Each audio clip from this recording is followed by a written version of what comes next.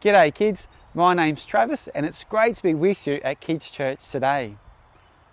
We're going to start a new series today called Kingdom Come. Whose kingdom? Well, it's God's kingdom. It's about the kingdom of heaven. And there's a really good memory verse I'd love you to learn. It's from Matthew chapter 4, verse 17. So where is it? In the Bible, Matthew chapter 4, verse 17.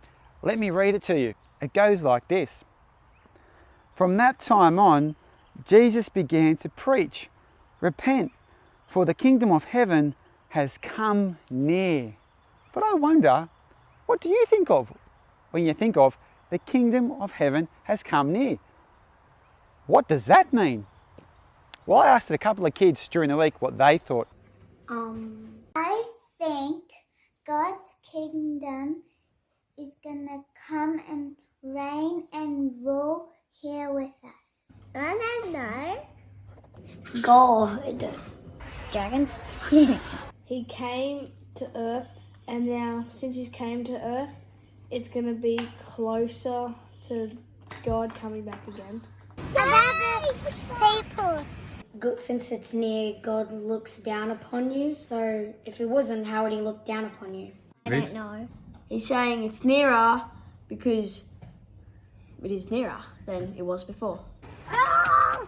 Well, there's some thoughts there. Thanks for sharing those ideas, kids.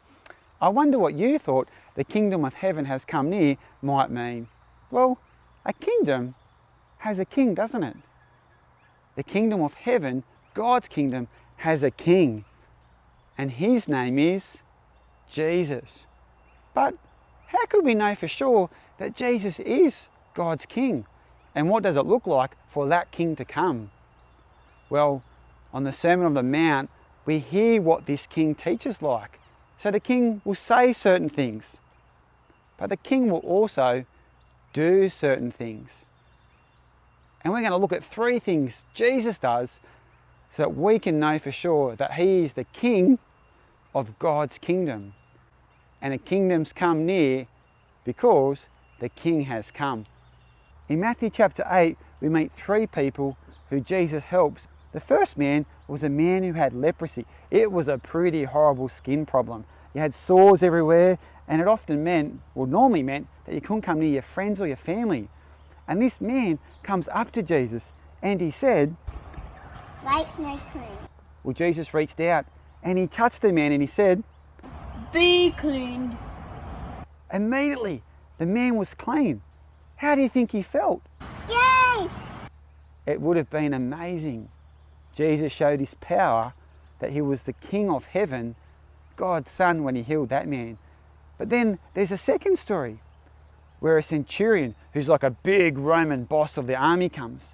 And when he comes running up to Jesus, he says to him, Lord, my servant is sick. Jesus said to him, I will heal him. but the centurion said, No, you don't have to come. Just say the words. You have authority. Jesus was amazed. And so Jesus said to the man, Go, it will be done. how do you think the centurion felt? How powerful and good is Jesus? The third story we hear is about a friend of Jesus, Peter. They go to Peter's house and Peter's mother-in-law, she's sick. She's got a fever.